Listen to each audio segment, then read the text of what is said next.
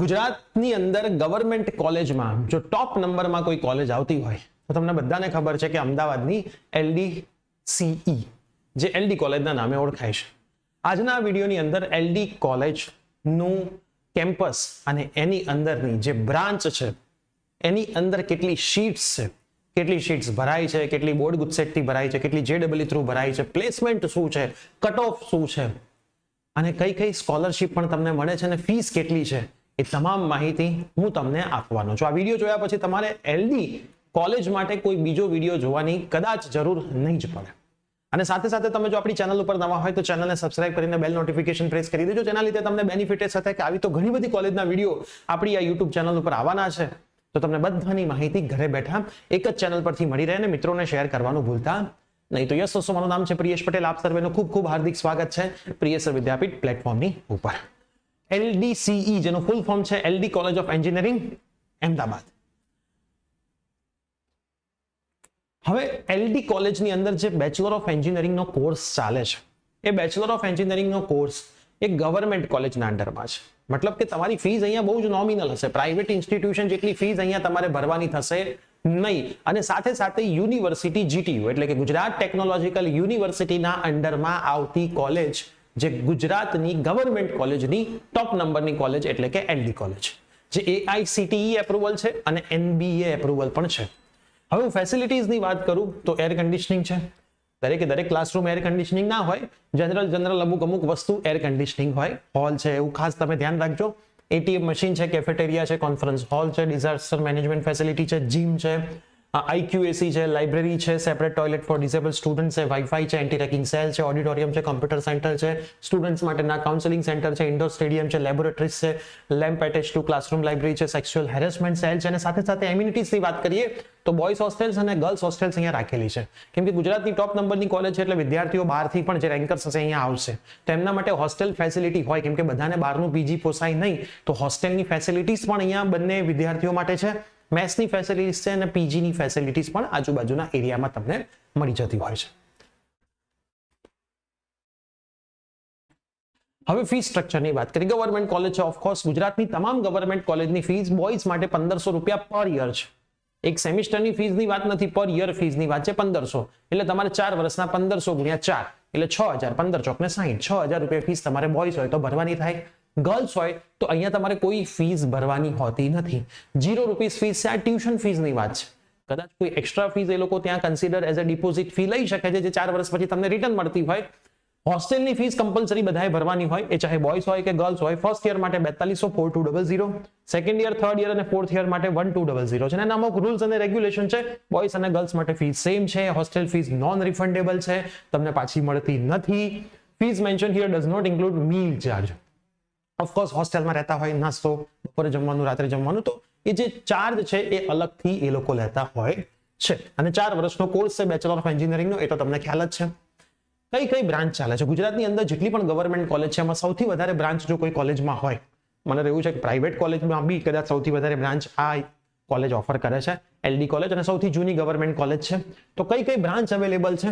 Artificial intelligence AIML, biomedical, civil, electrical, environmental, instrumental and control, plastic, rubber, automobile, chemical, computer, EC, information technology, IT, mechanical engineering, robotics, automation અને textile engineering. તો આટલી branch આ કોલેજની અંદર offer કરવામાં આવે છે, જેની અંદર કઈ શીટ્સ છે, મતલબ કે ઇન્ટેક કેટલી છે. તો AIML માં 75, automobile 150, biomedical 75, chemical 75, civil, computer, electrical, EC પર branch 150, IT 150, IC 113, mechanical 150, plastic અને રબર 38, રોબોટિક્સ, ઓટોમોબાઈલ, ટેક્સટાઇલ 75. તો ટોટલ સીટ્સ કેટલી છે? 1689. આટલી બધી સીટ્સ છે. તમે વિચાર કરો કેટલા વિદ્યાર્થીઓ અહીંયા ભણતા હશે, ને બધા ટોપ મોસ્ટ કોલેજના વિદ્યાર્થીઓ, ટોપ મોસ્ટ રેન્કર વિદ્યાર્થીઓ. હવે એની અંદર ગયા વર્ષે કેટલી સીટ્સ વેકેન્ટ રહેતી, આ ગયા વર્ષનો ક્રાઇટેરિયા છે, કેટલું ખાલી રહ્યું હતું. તો મોસ્ટ પ્રોબેબલી બધું ભરાઈ ગયું હતું. જુઓ, ખાલી પ્લાસ્ટિકમાં 2 સીટ ખાલી હતી ને ટેક્સટાઇલમાં 31, એટલે ટોટલ 33 સીટો 1689 સીટોની સામે ખાલી રહી હતી. 33 જ, બાકી બધું જ ભરાઈ ગયું હતું.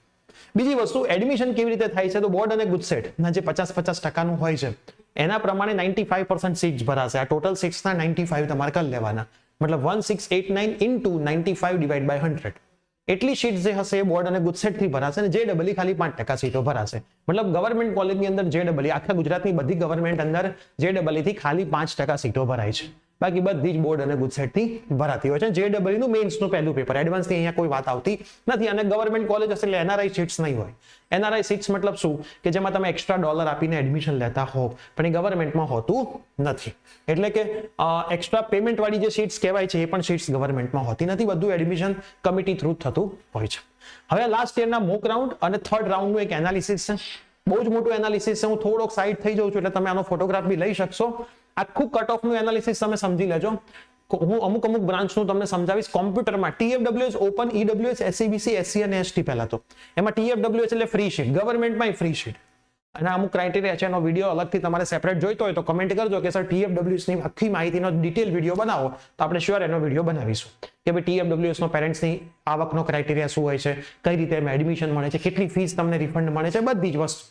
બીજી વસ્તુ, બ્રાન્ચ તમારી કાસ્ટ કઈ છે સમજી લેવાનું. ઓપન છે, ઓપન EWS છે, SCBC છે, SC છે કે ST છે, એ પ્રમાણે તમારે તમારો નંબર, મેરિટ રેન્ક જે બનશે આ બધા મેરિટ રેન્ક લખેલા છે. તો જો 307 મોક રાઉન્ડ માટે હતું. મોક રાઉન્ડ મતલબ ટ્રાયલ રાઉન્ડ. મોક રાઉન્ડ હોય, પછી પહેલો રાઉન્ડ, બીજો રાઉન્ડ, ત્રીજો રાઉન્ડ અને ખાલી રહેતો ચોથો રાઉન્ડ બનતો હોય છે. ઠીક છે. તો મોક રાઉન્ડના કોઈ માર્ક્સ કેલ્ક્યુલેટ ના થાય, તમને એડમિશન મળી ના જાય, ટ્રાયલ રાઉન્ડ કહેવાય. એ બધું આપણે ડિટેલમાં સમજીશું એડમિશન પ્રોસેસ વખતે. અને થર્ડ રાઉન્ડ છે. તો જો 307 TFWS છેલ્લો રેન્કના વિદ્યાર્થીને મળ્યું હતું, એ અહીંયા 313 વાળાને મળ્યું. મતલબ મોક રાઉન્ડ કરતા થર્ડ રાઉન્ડમાં હંમેશા મેરિટ થોડું ડાઉન જાય. વચ્ચે એક ઇમ્પ્રુવમેન્ટ એક્ઝામ પણ આવે, બરાબર છે. એટલે ઇમ્પ્રુવમેન્ટ એક્ઝામમાં બેનિફિટ થાય તમને એડમિશનમાં 100%. વસ્તુ યાદ રાખજો. અહીંયા 538 છે તો જો 586. અહીંયા તમે જોશો 6111 છે તો અહીંયા 775, થોડું અપ ગયું. એટલે ક્યારેક અપ બી જઈ શકે છે. 1030 છે તો 1050 થઈ ગયું. 2751 છે તો 4165 થઈ ગયું. 11999 છે તો 17142 થઈ ગયું. તો મોસ્ટ પ્રોબેબલી અહીંથી અહીંયા ઘટવાના ચાન્સીસ હોય. હું કોમ્પ્યુટરની વાત કરું તો 613 છે તો 731 થઈ ગયું. 1008 મેરિટ રેન્ક ઓપન માટે છે તો 1073 થઈ ગયો. તો તમે બધાના જોઈ શકો છો. તો આ મેરિટ રેન્ક એ લાસ્ટ યરના મેરિટ રેન્ક છે. જ્યાં VSC લખ્યું છે એનો મતલબ એ બ્રાન્ચ વેકેન્ટ રહી છે. એ બ્રાન્ચમાં સીટ્સ વેકેન્ટ રહી છે. તો એમાં તો તમને આરામથી આ વર્ષે મળી જશે. આ વર્ષે તમને એમાં તો આરામથી મળી જશે. જ્યાં TFWS માં કશું લખ્યું નથી એનો મતલબ એ ત્યાં શું રહ્યું હશે? વેકેન્ટ રહ્યું હશે. હવે આ JEE ના કટ ઓફ છે. JEE ના કટ ઓફ ની અંદર તમારે ખાસ યાદ રાખવાનું છે કે આગળનો જે 9 ડિજિટ છે એ સ્ટેટ કોડ બતાવે છે, તમારે જોવાનો નથી. પહેલો ડિજિટ કાઢી નાખો, એના સિવાય એનો મેરિટ રેન્ક. મતલબ કે માન લો આ છે TFWS IT, તો 153 JEE ના મેરિટ રેન્ક વાળા વિદ્યાર્થીને મળ્યું છે. અહીંયા ઓપનમાં 307, EWS માં 949, SCBC માં 1143, ST માં 12047.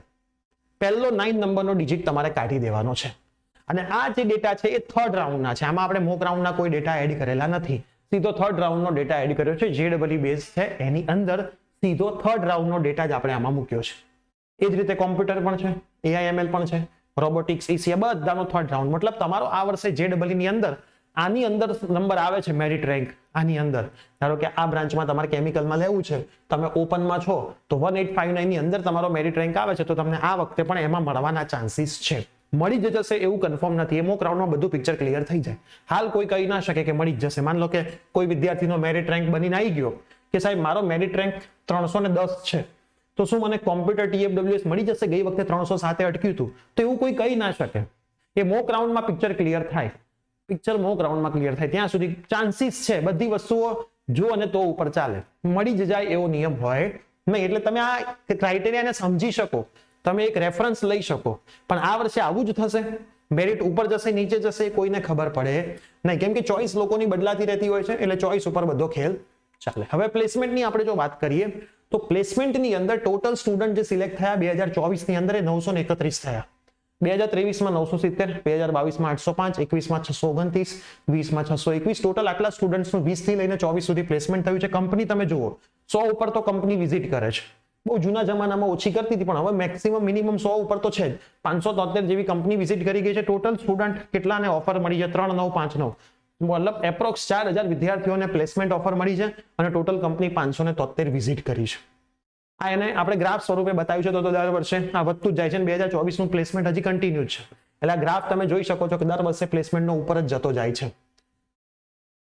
આ એમના મેઇન રિક્રુટર્સ છે. રિલાયન્સ છે, ગોદરેજ છે, અદાણી છે, કેપિટલ ફર્સ્ટ છે, GNFC છે, GMB છે, નિરમા છે, HNG છે, LTI છે, પછી આપણે મેઇન ટોરેન્ટ પાવર છે, ટોરેન્ટ ફાર્મા છે, ડાઇકિન છે, અમૂલ છે, સુઝુકી છે.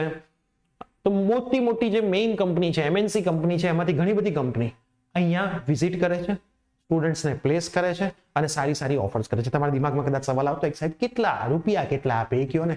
ભલે ભર્યા નથી પણ લેવા છે 4 વર્ષ પછી એવું હોય ને તમારે તો જો આ એક પ્લેસમેન્ટનું નાનું એનાલિસિસ સમજી લો. બ્રાન્ચ વાઇઝ પ્લેસમેન્ટનું એનાલિસિસ છે. લેટેસ્ટ ડેટા છે 2023 ની અંદર જુઓ તમે બ્રાન્ચ વાઇઝ. ઓટોમોબાઈલમાં 5 વિદ્યાર્થી, બાયોમેડિકલમાં 9, કેમિકલમાં 64, સિવિલમાં 79, કમ્પ્યુટરમાં 151, ઇલેક્ટ્રિકલમાં 114, ECમાં 87, એન્વાયરમેન્ટલમાં 24, IT ની અંદર 128, ICT ની અંદર 75, મિકેનિકલ ની અંદર 127, plastic 13, rubber 26, textile 21, MCA 11, ME 36. મતલબ ટોટલ આટલા સ્ટુડન્ટ્સનું પ્લેસ થયું છે. બીજા બધા યરનું પણ લખેલું છે, તમે એક એનાલિસિસ નોર્મલ કરી શકો છો. ખાસ એક વસ્તુ અહીંયા ઇમ્પોર્ટન્ટ છે કે તમે જોશો ને તો તમને ટેક્સટાઇલ, રબર ને પ્લાસ્ટિકના પણ અહીંયા દર વર્ષે પ્લેસમેન્ટ થાય છે. ટેક્સટાઇલ, રબર ને પ્લાસ્ટિકમાંથી અમુક બ્રાન્ચ ખાલી છે. એનો મતલબ તમને આ કોલેજની અંદર આ બ્રાન્ચમાં ભણવું હોય તો તમને મળી તો જાય છે, પણ તમારે આખી જિંદગી એ ફિલ્ડ જોડે ચાલવાનું છે.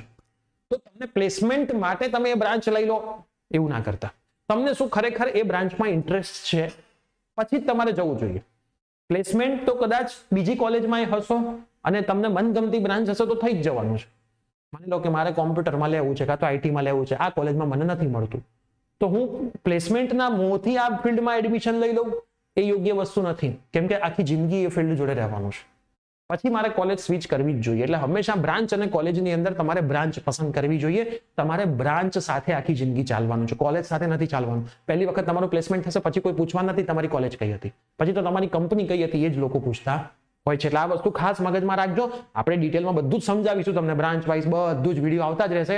એટલે કીધું કે ચેનલ પર નવા હોય સબસ્ક્રાઇબ કરી દેજો.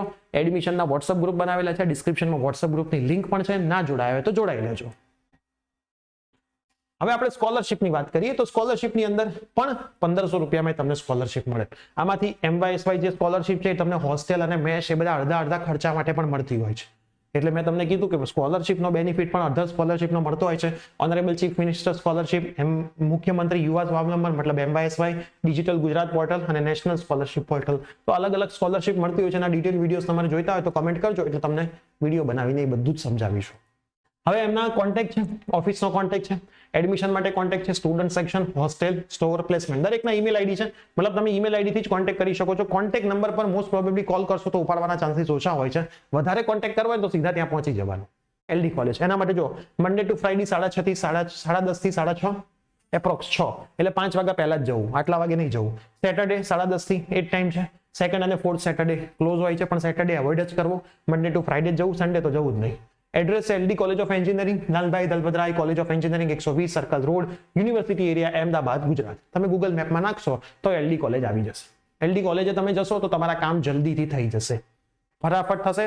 કોન્ટેક્ટ અહીંયા કરવાથી તમારા કામ એટલા જલ્દી થશે નહીં. તો મિત્રો ખાસ આ તમને આપણે આખી માહિતી આપી LD કોલેજ ઓફ એન્જિનિયરિંગની.